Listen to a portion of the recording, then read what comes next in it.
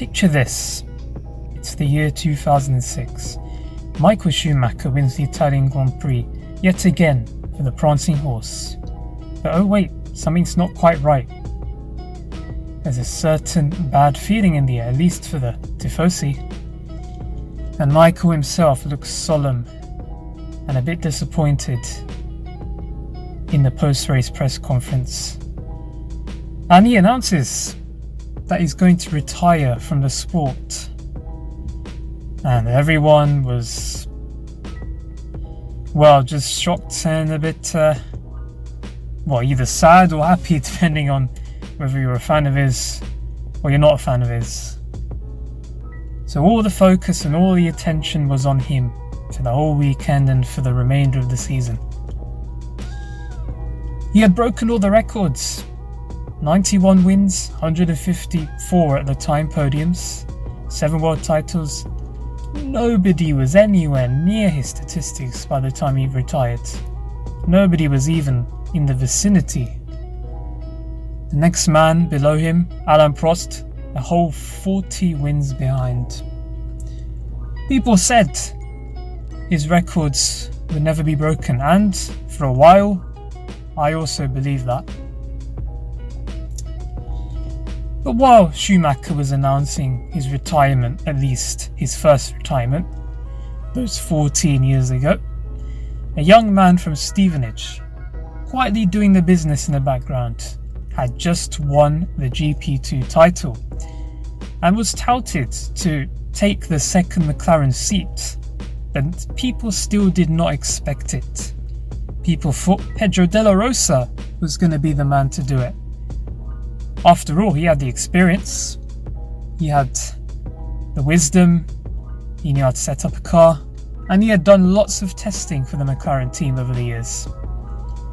But Ron Dennis, ever the visionary, decided, you know what, I'm going to take a punt. I'm going to put a rookie in one of my cars.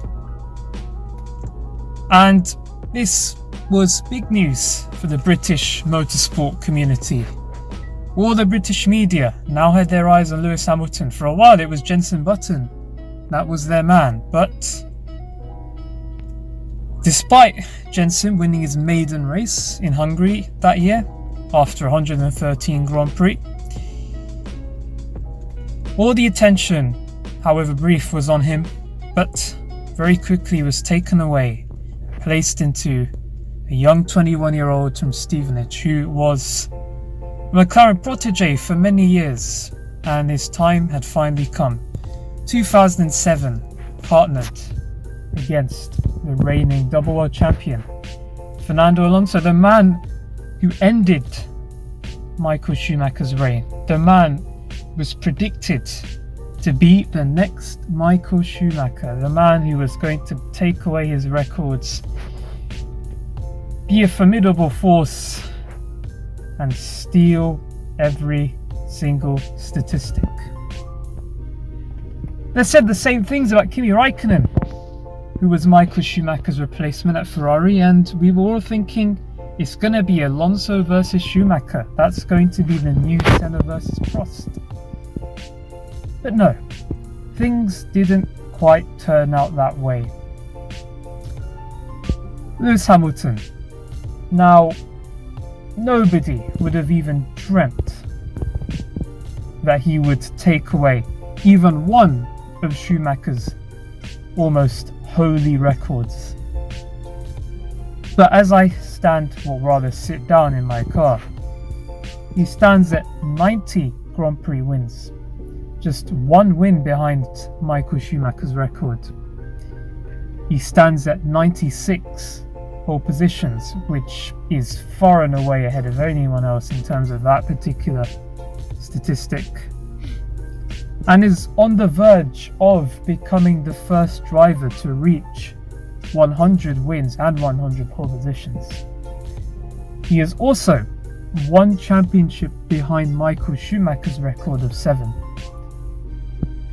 So the next few weeks and the next few months might just be the most historical months this sport has ever seen. Now, I'm not a Lewis Hamilton fan. I used to be, but I'm not anymore. I don't hate him, he's alright. But even I cannot deny that what I'm going to see here will at the very least be not seen for a very long time. And maybe these records will finally remain forever. You know, we all said Michael Schumacher's records will never be broken. People said Alain Prost's records will never be broken. Indeed, they went on to be broken, and Michael himself said records are there to be broken, and how right he is.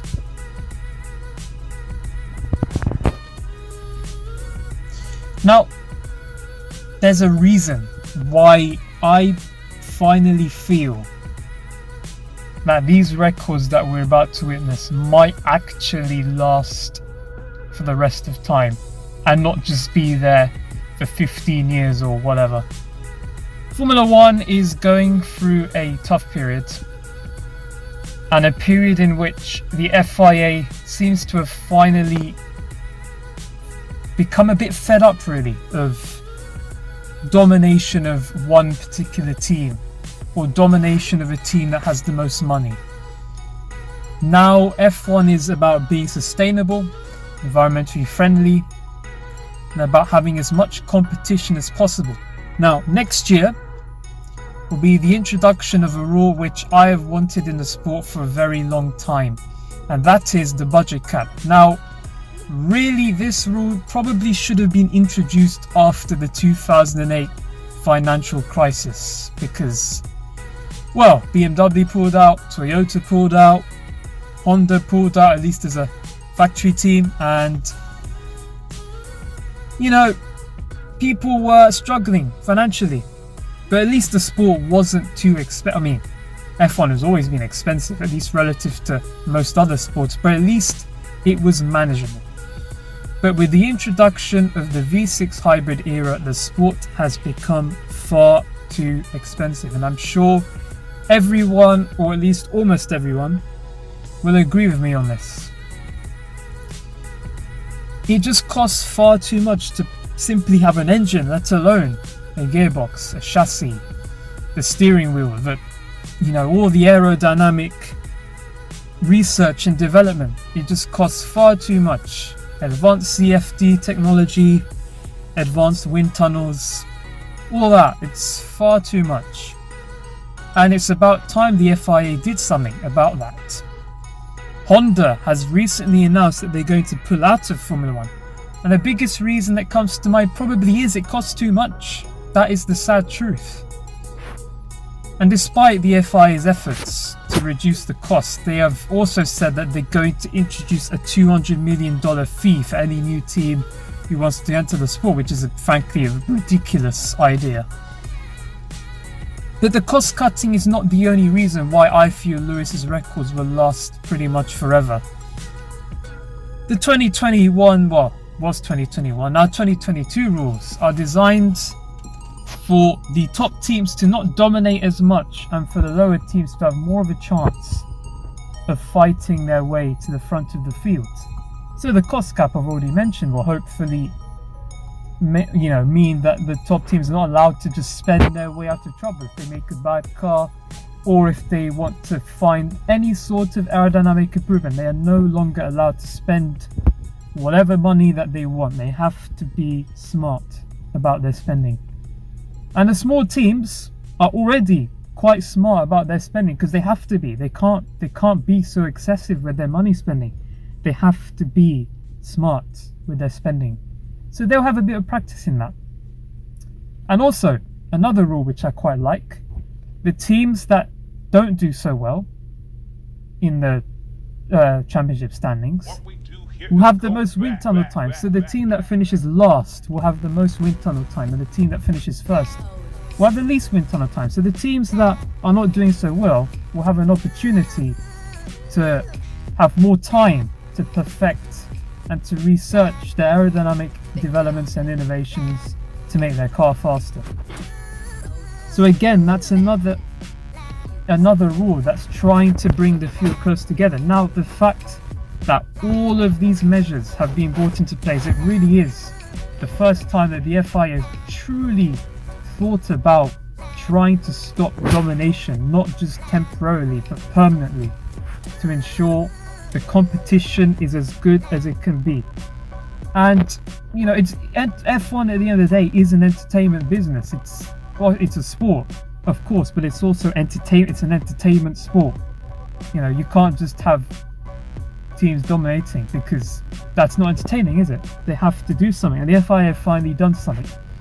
And all of this effort is the reason why we all need to, okay, not find it entertaining. I'm not asking people to say, oh, I'm having fun, but just acknowledge and respect that what we are seeing here with Lewis Hamilton breaking these records of most championships, most wins, most, podiums and all that stuff may never be broken, because the FIA has put in measures that could prevent any future domination from occurring.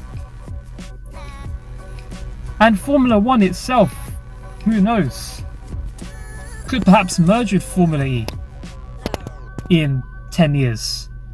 And I think that merge with Formula E is closer than we all think. Honda pulling out, it's a sign. These engines are not the way to go.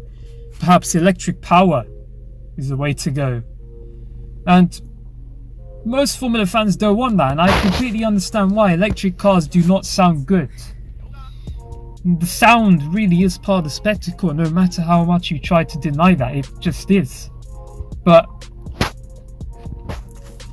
that's the thing, all the manufacturers are in Formula E, they're not in Formula 1. We only have 3 now. Mercedes, Ferrari and Renault. Honda's said, I'm going away now. We've got 3 manufacturers. Look back at 2006 when the sport was so much more cheaper. We had 7. Mercedes, Ferrari, Renault as we have now, but then also Honda, who we still have but not for much longer, BMW, Toyota and Cosworth. 7 engine suppliers. And now we have 3, and that's just the sign of the times. F1, look, I don't want to sound all doom and gloom, because F1 has been in even more difficult positions than this in the past, but it is time for there to be change, for the FIA to act, to save its sport, to make sure that Formula 1 is here for the long-term future. And that might just mean going fully electric, unfortunately. I'd love V12s and V10s to come back in a more environmentally friendly and sustainable way. Perhaps develop biofuels or environmentally friendly fuels that don't cause any pollution. I still think that could be a possibility. I think someone could do it. I'd love to see it. Will it happen in my lifetime? Well, I don't know. But electric at the moment is the future, and you can clearly see by all the manufacturers that are in Formula E, they're all flocking to Formula E. They don't care about Formula 1 anymore. They want to do Formula E, and that is why F1's future, possibly, is electric. But coming back to my main point, Lewis Hamilton being so close to Michael Schumacher's records. I expect a lot of, talking about this, a lot of hype, a lot of camaraderie, all that stuff. And as I said, we are all probably going to witness something that may never be seen ever again. And I'm sure that Lewis will reach 100 wins and 100 pole positions. Now, that is something that we will never see, because he will be the first driver to do that. And it's always the first person to do something, those kinds of records that can never get beaten. If he reaches the 100, he'll always be the first person to do it. So we are in a very historical period for Formula 1. We are going to be witnessing something very important.